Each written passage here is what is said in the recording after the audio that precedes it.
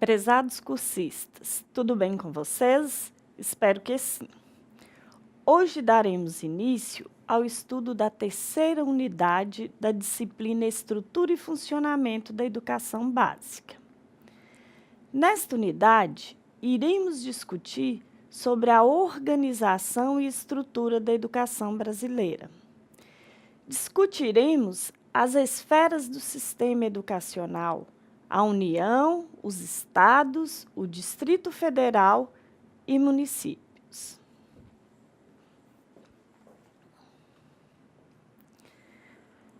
Nesta unidade, teremos como objetivos compreender a organização e o funcionamento de sistemas e instituições escolares no Brasil como elemento de reflexão sobre e na realidade sociohistórica. Refletir sobre a estrutura da educação básica e sua organização, enfocando a formação e os fatores de ordem política, econômica e social, onde o estudo da legislação possa servir como instrumento de intervenção na realidade educacional. Contextualizar historicamente o desenvolvimento e a organização da educação no Brasil. Identificar as leis que propuseram reformas para a educação brasileira.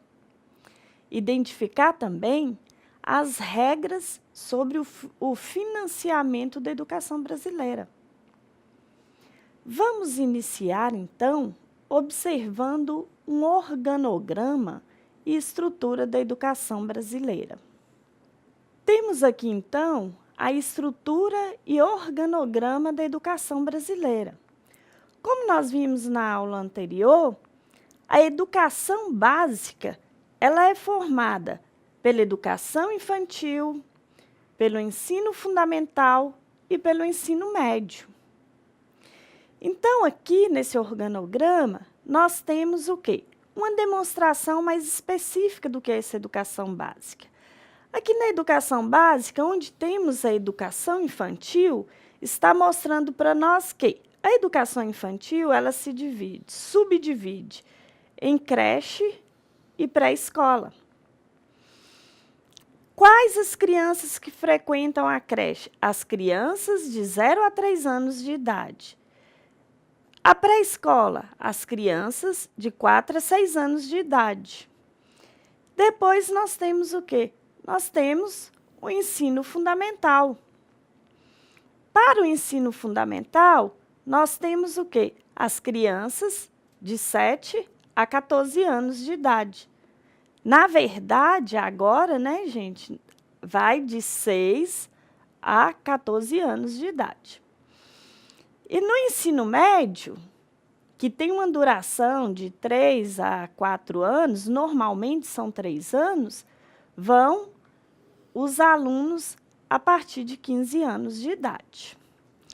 E nós ainda temos o quê? Nós temos as modalidades de ensino, que são educação profissional, educação de jovens e adultos, que temos tanto no ensino médio, como temos do ensino fundamental.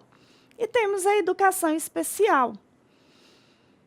A educação de jovens e adultos, quem poderá frequentar a educação de jovens e adultos do ensino médio? Quem poderá fazer? A pessoa que tenha, no mínimo, 18 anos de idade.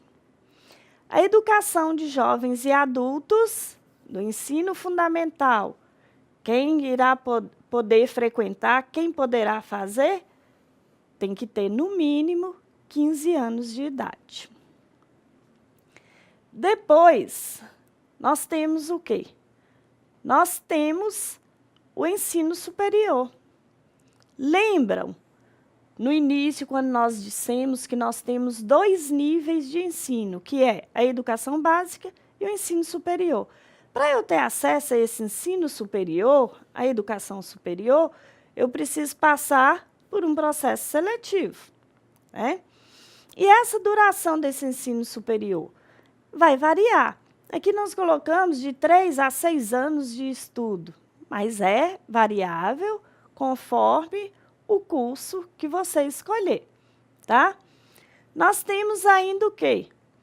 Depois, nós temos o mestrado, temos o doutorado, né? Temos a pós-graduação a nível de especialização, né?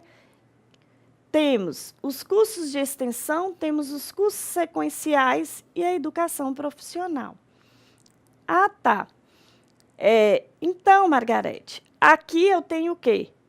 Falamos sobre o quê? Sobre os 2 níveis de educação, que foi a educação básica e o ensino superior.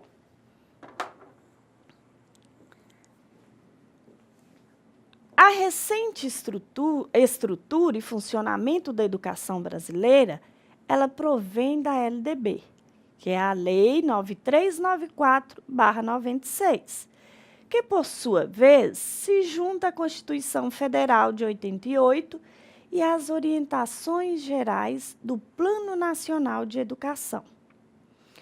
O título 5 da LDB, ele compreende 37 artigos. Vai do artigo 21 ao artigo 58, através dos quais se estabelece a estrutura didática da educação escolar no Brasil. Vai tratar de quê? Trata dos níveis e modalidades de ensino. Então, vamos falar um pouco sobre os níveis de educação. Quais são os níveis de educação? Nós temos, relembrando, nós temos a educação básica, formada pela educação infantil, ensino fundamental e o ensino médio. E temos o segundo nível, que é a educação superior. A LDB de 96, ela também determina as finalidades da educação. A educação básica, ela tem por finalidade o pleno desenvolvimento do educando. Para que o aluno se desenvolva plenamente, é necessário que a escola lhe ofereça condições. Somente a partir do momento em que a pessoa pode se desenvolver plenamente, é que tem condições de se sentir realizada. O preparo para o exercício da cidadania.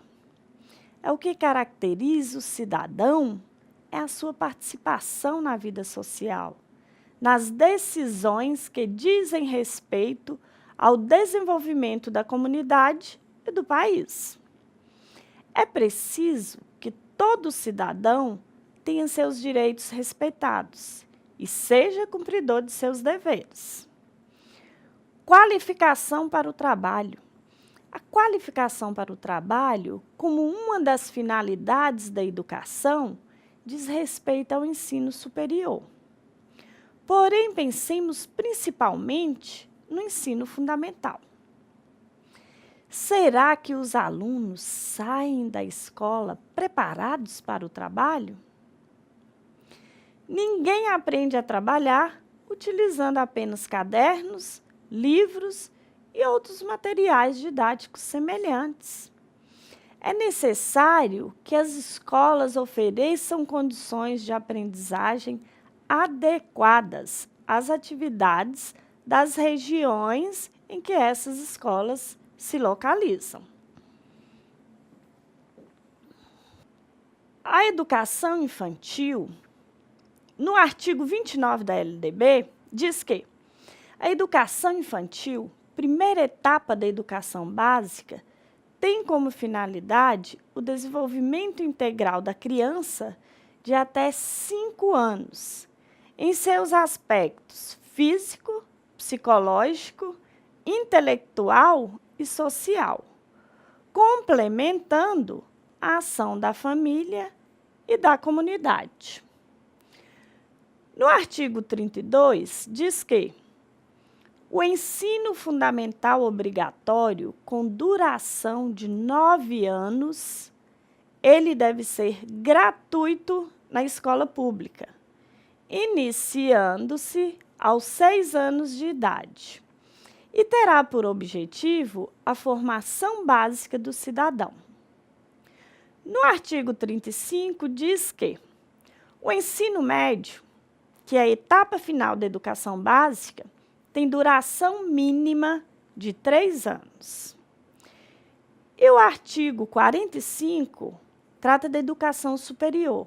Ele diz que a educação superior será ministrada em instituições de ensino superior, públicas ou privadas, com variados graus de abrangência ou de especialização. Um elemento que merece aqui ser destacado é o trabalho, que com certeza configura-se como um desafio a ser assumido no processo de organização da escola, mediante a condição de construção do conhecimento. A relação trabalho e educação proposta pela LDB pode constituir-se num caminho de acesso à plenitude da democracia, através de uma concepção educacional que se paute na intenção de formar sujeitos conscientes de sua inserção social e de suas possibilidades no espaço social. E o ensino médio, que é a etapa final da educação básica e tem por objetivo materializar e radicar os objetivos e habilidades construídas e consolidadas no ensino fundamental. Esta etapa da educação básica, ao longo do tempo, vem buscando sua identidade, uma vez que, no momento da história, lhe foi delegada a função propedêutica, no outro momento, o atendimento ao mercado de trabalho. Atualmente, essa etapa da educação básica tem a finalidade de preservar o caráter unitário da educação a partir da proposta de educação geral e desempenha a função de colaborar para que a juventude aprofunde e solidifique os conhecimentos até então adquiridos.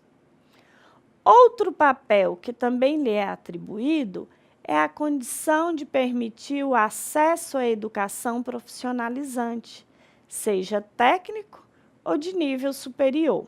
A matrícula nessa etapa de ensino não é obrigatória. A Constituição Federal, no seu artigo 208, no inciso 2, determina a progressiva universalização do ensino médio e gratuito.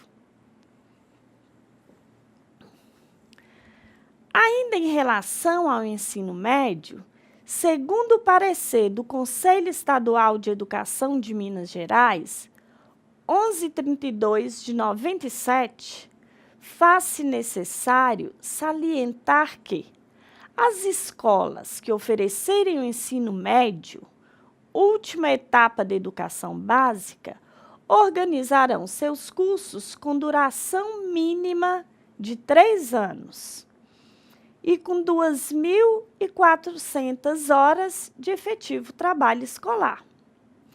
O ensino médio, atendida a formação geral do educando, poderá prepará-lo para o exercício de profissões técnicas. A preparação geral para o trabalho e facultativamente a habilitação profissional poderão ser desenvolvidas nos próprios estabelecimentos de ensino médio ou em cooperação com instituições especializadas em educação profissional.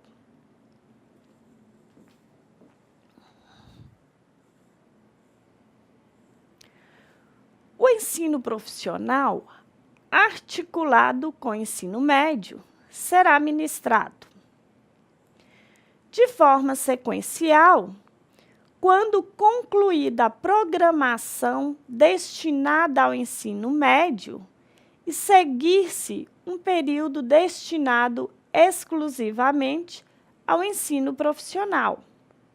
Pode ser oferecido também de forma paralela, quando as duas partes a destinada à formação geral do educando e a destinada à formação profissional ocorrerem lado a lado. Nesse caso, as duas partes devem cumprir as respectivas cargas horárias.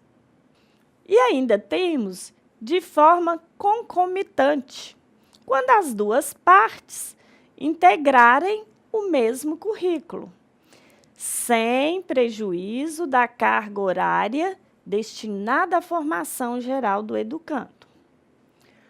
O estabelecimento de ensino médio, ele poderá oferecer habilitação profissional em cooperação com instituições especializadas em educação profissional, centros de formação profissional, escolas de formação técnica ou empresas que possuam programas de formação ou qualificação.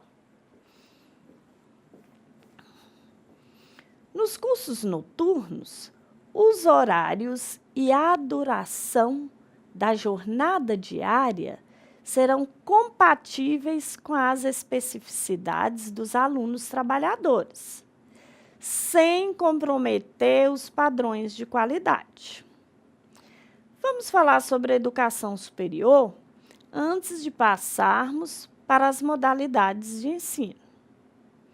Como dissemos, a educação superior é o segundo nível da educação escolar. Isso está no artigo 21 da LDB, da 9394/96.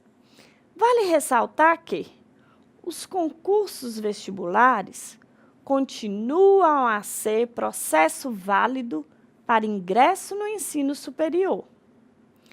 A inovação é que deixaram de ser o único e exclusivo mecanismo de acesso, podendo as instituições desenvolver e aperfeiçoar novos métodos de seleção e admissão. Alternativas que, a seu juízo, melhor atendam aos interessados e às suas especificidades. Importante destacar que, na LDB 9394/96, o ensino superior apresenta entre suas finalidades o estímulo à criação cultural, o desenvolvimento do espírito científico e do pensamento reflexivo, o incentivo ao trabalho de pesquisa e investigação científica.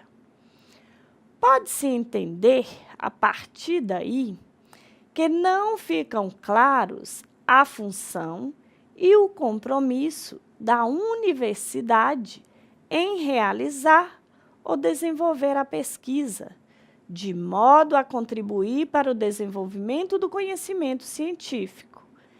Embora a Constituição Federal, no seu artigo 207, cite um ponto inovador neste nível de ensino, descrevendo o conceito de universidade desta mesma LDB e advertindo que sejam instituições pluridisciplinares de pesquisa.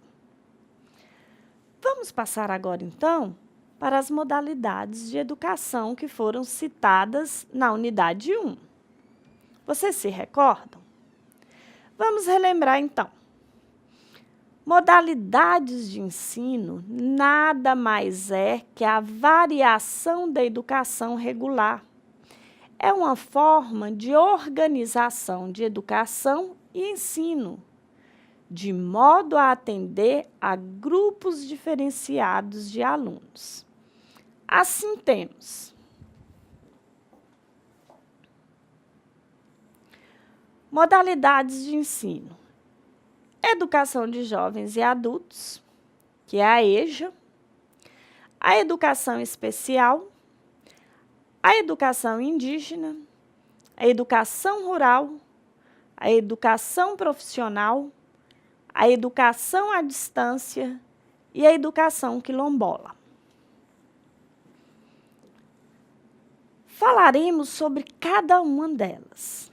É importante ressaltar que cada uma dessas modalidades requer estrutura e organização diferenciada, de modo a atender suas especificidades.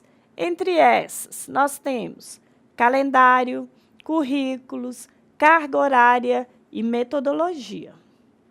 Mas, professora, quem vai fazer isso? Ou onde encontro tudo isso? Existem os documentos que legislam sobre essas modalidades. São os pareceres do Conselho Nacional de Educação, da Câmara da Educação Básica. Falamos sobre isso anteriormente. Da Câmara da Educação Básica, que estabelece as diretrizes curriculares para o funcionamento dessas modalidades de ensino. É importante vocês consultarem esses documentos a nível de conhecimento e enriquecimento do assunto. Vamos continuar, então. Vamos falar primeiramente sobre a EJA, ou seja, Educação de Jovens e Adultos. Essa é uma das modalidades de ensino mais conhecidas na educação brasileira. Sua origem, ela advém da necessidade de escolarização de pessoas excluídas do processo, mas ficou inicialmente conhecida como uma educação de segunda classe para as pessoas adultas e, em geral, de classes populares. A necessidade de mão de obra minimamente qualificada para atuar na indústria e a diminuição dos números vergonhosos de analfabetismo foram os iniciadores do processo para que o Estado oferecesse tal modalidade. Anteriormente, conhecida como supletivo, a atual EJA, ou Educação de Jovens e Adultos, traz consigo a concepção de inclusão social e oferta para aqueles que não tiveram oportunidades na idade própria. A EJA, ela está disciplinada na LDB, em especial nos artigos 37 e 38, e possui DCN própria para sua oferta. Depois, nós temos a educação especial.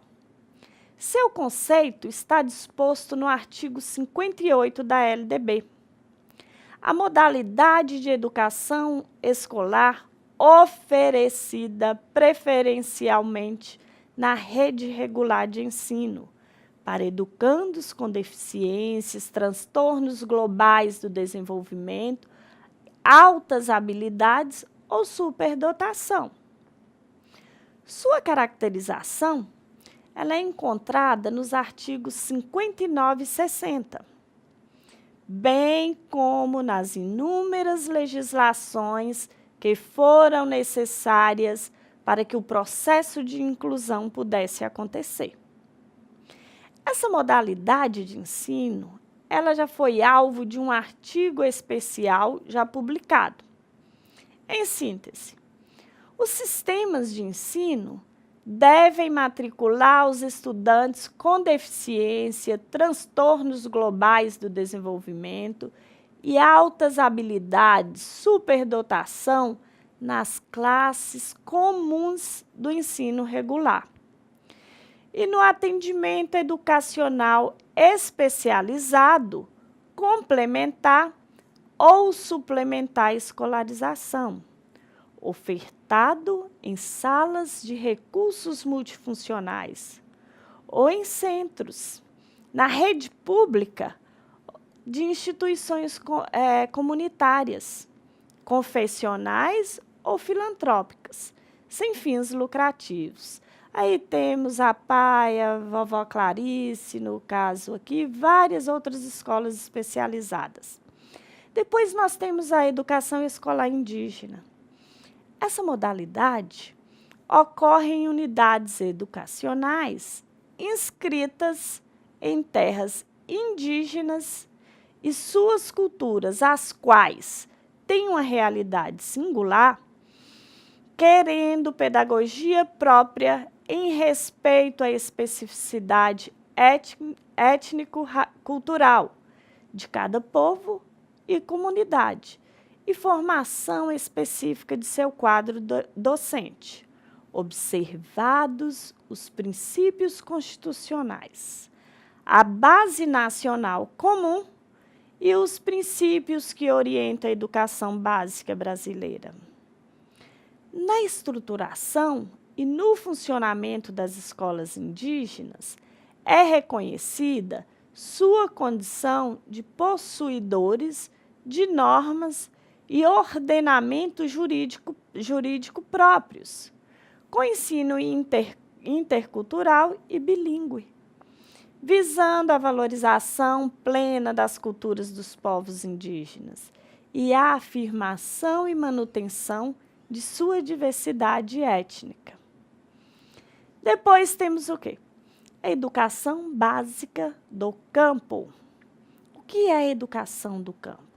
A educação para a população rural está prevista com adequações necessárias às peculiaridades da vida no campo e de cada região, definindo-se orientações para 3 aspectos essenciais à organização da ação pedagógica: conteúdos curriculares e metodologias apropriadas às reais necessidades e interesses dos estudantes da zona rural, organização escolar própria, incluindo a adequação do calendário escolar às fases do ciclo agrícola e às condições climáticas, e ainda adequação à natureza do trabalho na zona rural.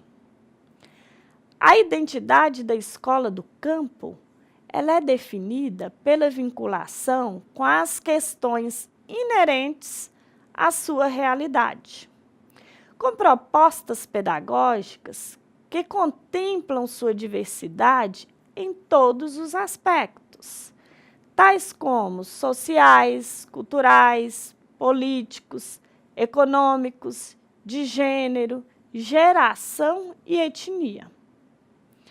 Formas de organização e metodologias pertinentes à realidade do campo que devem ter acolhidas como a pedagogia da terra, pela qual se busca um trabalho pedagógico fundamentado no princípio da sustentabilidade, para assegurar a preservação da vida das futuras gerações. E a pedagogia da alternância, na qual o estudante participa concomitante e alternadamente de 2 ambientes ou de 2 situações de aprendizagem, que é o ambiente escolar e o laboral, supondo parceria educativa em que ambas as partes são corresponsáveis pelo aprendizado e pela formação do estudante. Temos ainda a educação profissional e tecnológica.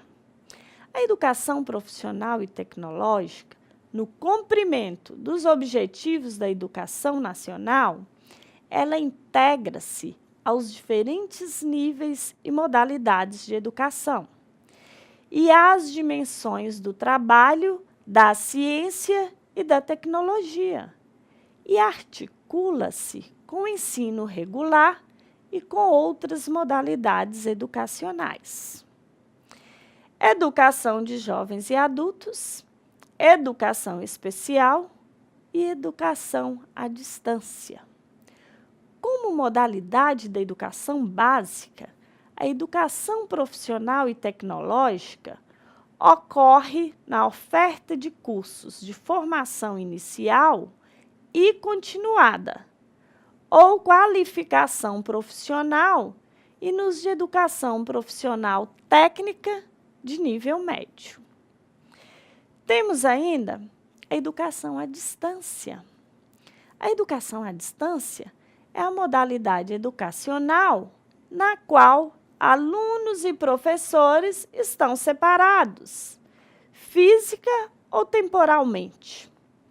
E, por isso, faz-se necessário a utilização de meios e tecnologias de informação e comunicação. Essa modalidade é regulada por uma legislação específica e pode ser implantada na educação básica, educação de jovens e adultos, educação profissional, técnica de nível médio e na educação superior. A modalidade educação à distância caracteriza-se pela mediação didático-pedagógica nos processos de ensino e aprendizagem que ocorre a utilização de meios e tecnologias de informação e comunicação, com estudantes e professores desenvolvendo atividades educativas em lugares ou tempos diversos.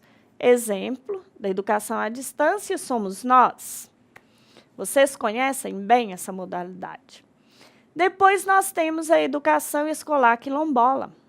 A educação escolar quilombola, ela é desenvolvida em unidades educacionais inscritas em suas terras e cultura, requerendo pedagogia própria em respeito à especificidade étnico-cultural de cada comunidade e formação específica de seu quadro docente.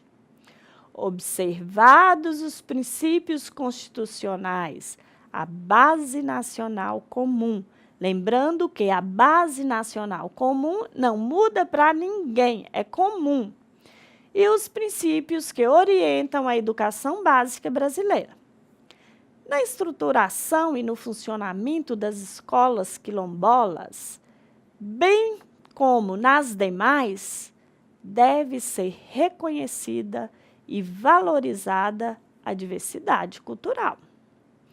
As diretrizes curriculares nacionais para a educação escolar quilombola constam na Resolução número 8 do Conselho Nacional de Educação, da Câmara de Educação Básica, e a regulamentação da educação escolar quilombola nos sistemas de ensino deve ser consolidada nacionalmente e seguir orientações curriculares gerais da educação básica.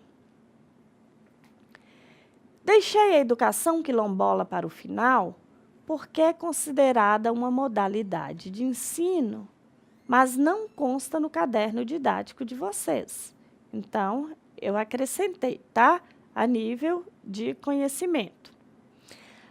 Agora vamos discutir, então, sobre as bases legais do financiamento da educação. Falaremos sobre os recursos financeiros destinados à educação brasileira. Para garantir que todos recebam educação de qualidade, é preciso investimento, muito investimento. Mas você sabe quem é responsável por financiar a educação brasileira? Em 1996, o Ministério da Educação criou o Fundo de Manutenção e Desenvolvimento do Ensino Fundamental e de Valorização do Magistério, o famoso Fundef, que era para atender o ensino fundamental. Os recursos para o Fundef, eles vinham das receitas dos impostos e das transferências dos estados, do Distrito Federal e dos municípios, vinculados à educação. O Fundef, ele vigorou até 2006, quando então foi substituído pelo Fundo de Manutenção e Desenvolvimento da Educação Básica e de Valorização dos Profissionais de Educação, o tão conhecido Fundeb. Então, o Fundef passou a ser Fundeb.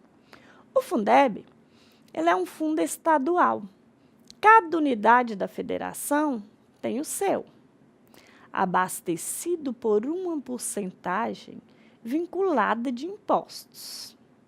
Dentro do Estado, os recursos desse fundo, eles são igualmente distribuídos entre as redes de ensino, conforme o número de alunos matriculados. Anualmente, o governo federal, ele define um valor mínimo obrigatório por aluno, com base na projeção da arrecadação. Se um estado não atinge esse mínimo com a arrecadação própria, a União complementa. A União vai complementar esse valor. Em 2016, o investimento por aluno foi de mais ou menos R$ 2.700. E em 2017, foi de R$ 2.800. E agora, para 2018, a estimativa é de mais ou menos R$ 3.000 por aluno. Investir em educação é investir no futuro. É tarefa de todos cobrar os governantes para que as medidas previstas no Plano Nacional de Educação, que elas sejam cumpridas e que os recursos sejam bem geridos.